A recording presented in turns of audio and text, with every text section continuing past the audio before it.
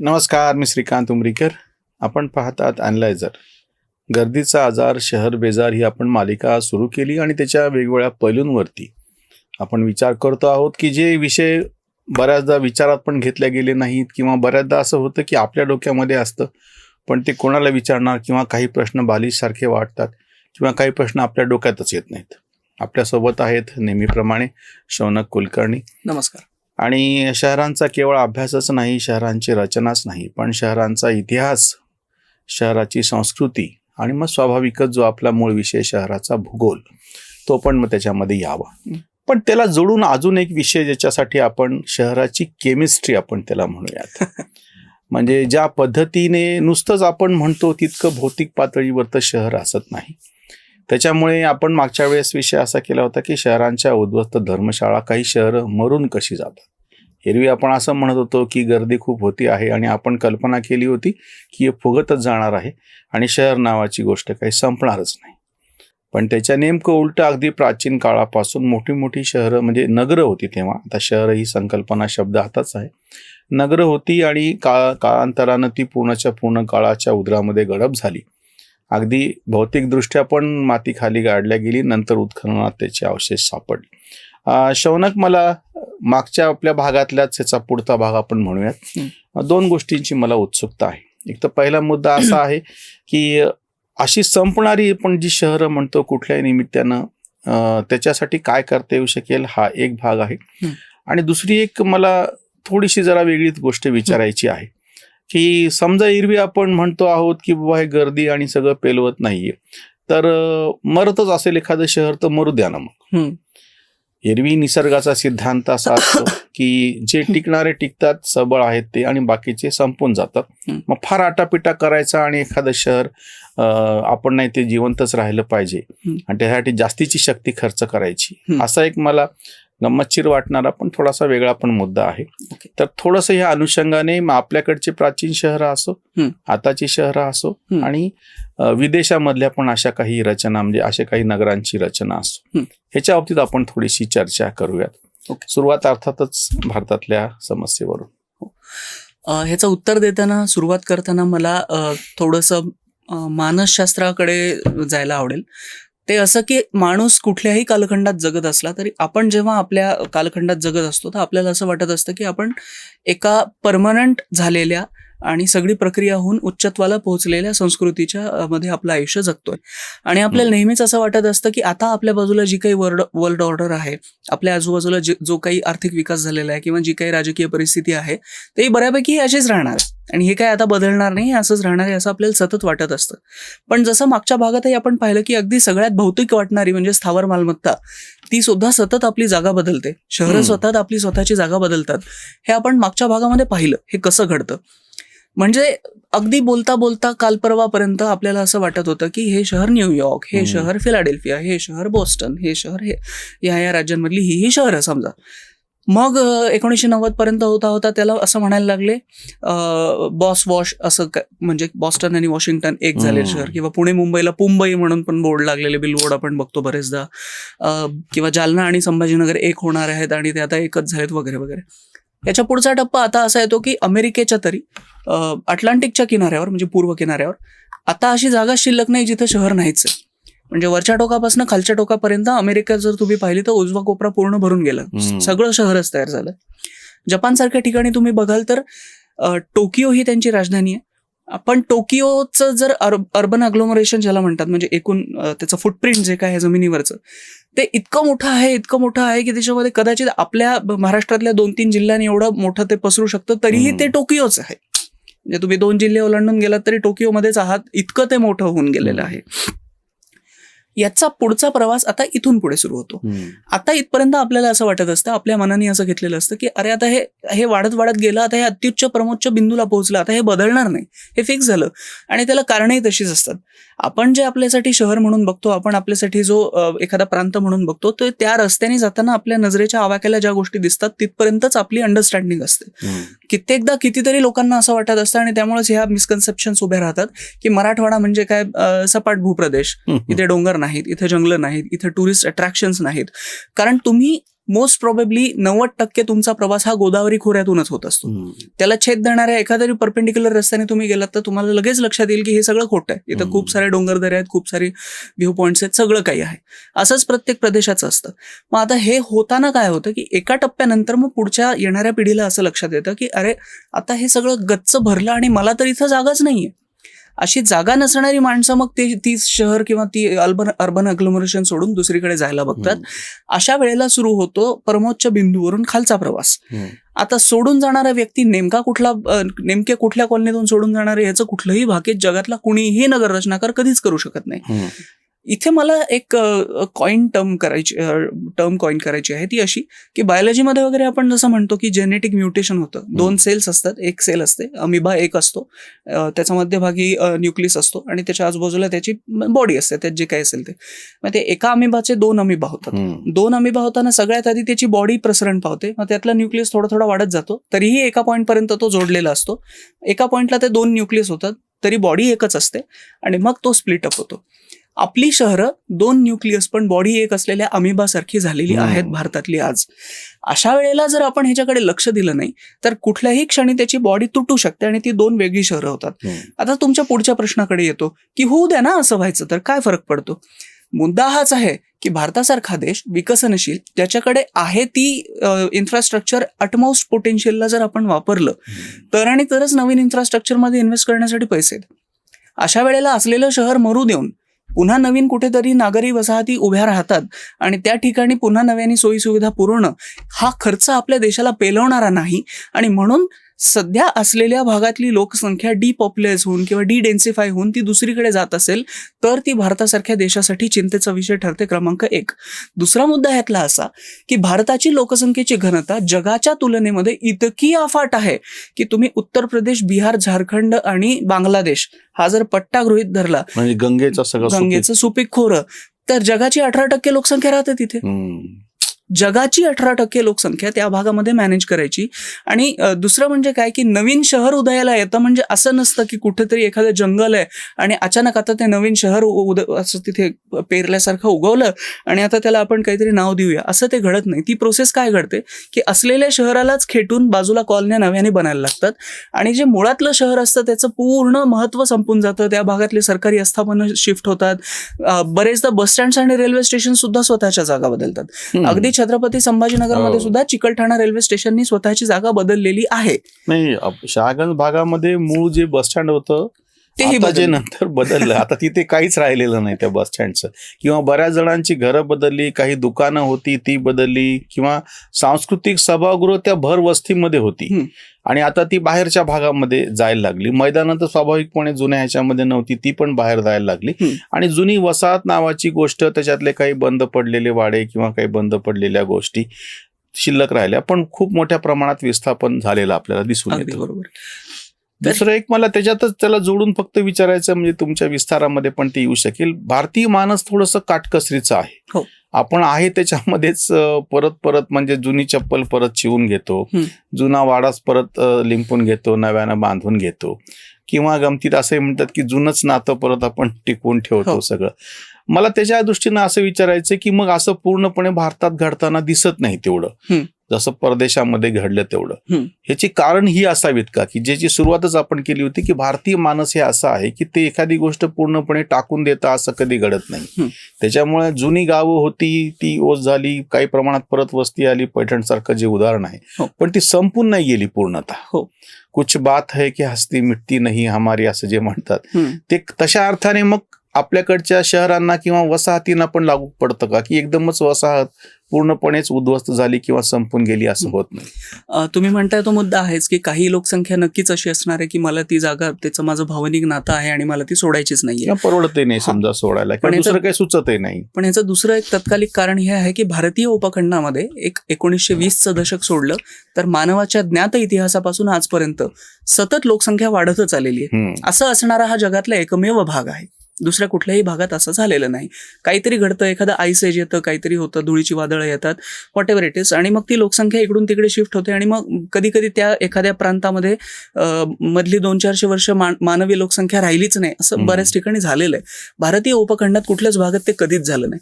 म्हणून नेहमीच काय होतं की एखादं शहर डिडेन्सिफाय व्हायला लागलं की त्या भागामध्ये जागा घेण्यासाठी कुठून तरी एक मायग्रेट होऊन येणारी लोकसंख्या असते, म्हणून ते आपल्या नजरेला दिसत नाही. पण जसं मागच्या ह्याच्यामध्ये आपण उदाहरण घेतलं की आता आपली खेडी जवळपास ओस पडली. हा प्रश्न आत्ताच चर्चेला येण्याचा आणि आता त्याचं गांभीर्य जास्त महत्वाचं होण्याचं कारणच ही आहेत की मराठवाड्यातली कित्येक खेडी आता ओस पडलेली आपल्याला नजरेला दिसतात. याच्या पुढचा टप्पा म्हणून हे दिसतं की आता तालुक्याच्या ठिकाणी राहणारी लोकसंख्या ही खेड्यात 1 पाय आणि तालुक्यात 1 पाय अशी लोकसंख्या आहे. जिल्ह्याच्या ठिकाणी अगदी परभणीसारखं जरी शहर घेतलं तर कॉलन्या अशा आहेत आज की जिथल्या लोकसंख्येची पुढची पिढी ऑलरेडी मायग्रेट करून निघून गेलेली आहे. आता ही लोकसंख्या ज्या दिवशी संपेल त्या दिवशी त्या कॉलन्या तुम्ही म्हणता असं उद्ध्वस्त धर्मशाळा झालेल्या असतील. विभागीय शहरं छत्रपती संभाजीनगर किंवा नांदेड अशासारखी जी मेन वृक्ष असणारी शहरं आहेत त्या भागामधलं मेन नेटवर्क असणारी ती अजून तग धरून आहेत. ती पुढची 50 वर्षे ह्या पद्धतीने राहतील.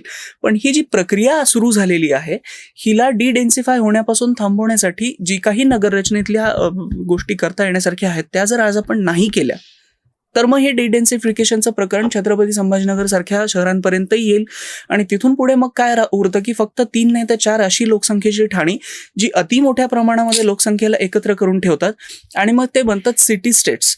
असं इतिहासात कधी झालंय का? नक्कीच झालंय. ग्रीस सारख्या देशामध्ये जेव्हा आपण अभ्यास करतो की अथेन्सचं आणि दुसरं कुठलं तरी स्पार्टाचं युद्ध असतं तर अथेन्स आणि स्पार्टा ही राज्य नाही आहेत ना, ती सिटी स्टेट्स आहेत, ते शहर राज्य आहेत. म्हणजे ते एक शहर म्हणजेच ते राज्य आहे. तर त्याला तटबंदी घातली, त्याच्या आतमध्ये थोडीफार शेती केली, जे ते काही केलं की ते एक राज्य होऊन जातं.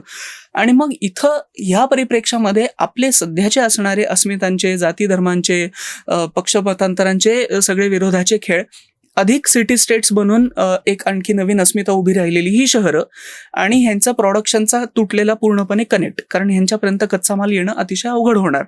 ह्याचं पुढे काय होणार ह्याचं द्योतक आपल्याला दिल्लीमध्ये दिसलं ते असं की मग शहराच्या आतमध्ये येणारे मुख्य रस्तेच आम्ही अडवून ठेवू, बंद करून टाकू, कारण तुम्ही आणि आम्ही काहीतरी वेगळे आहोत, तुमचं आणि आमचं कुठलंही नातं नाही, अशी काहीतरी एक जनमानसामध्ये भावना रुजायला लागते. अभ्यासक म्हणून ह्या तरल पातळीवर जे काही उलगडताना दिसतंय ते आधी कॅच करणं आणि 5-50 वर्षानंतर ह्यातून काहीतरी खूप मोठा धिंगाणा, काहीतरी विस्फोट होण्याआधी मग तो विस्फोट इन्फ्रास्ट्रक्चरच्या पातळीवर सुद्धा अशा मोठ्या स्केलला चालला जाईल की ते सांभाळणं अवघड होऊन बसेल आणि आपल्या भावनिक पातळीवर अशा कुठल्या परिस्थितीत चालल्या जाईल की जिथून त्याला युटर्न नसेल कुठल्याच प्रकारचा. कारण लोकसंख्या शहरी इतकी वाढून बसेल की कुठल्याही प्रकारचे नगरसेवक, आमदार, खासदारांची संख्या कधीही शहरांमधूनच जास्त असणार, ग्रामीण भागातून ती कमी असणार, पण सगळे सप्लायज मात्र ग्रामीण भागातून येतात. मग पुन्हा एकदा अथेन्समध्ये जे झालं, बाल्कन राष्ट्रांमध्ये जे झालं, तिकडे आपण जाणार आहोत का? ते जर नसेल होऊ द्यायचं तर हे डिडेन्सिफिकेशन जे शहरांचं आज होतंय हे कसं थांबवायचं याविषयी कदाचित आपण पुढच्या भागामध्ये बोलू शकतो.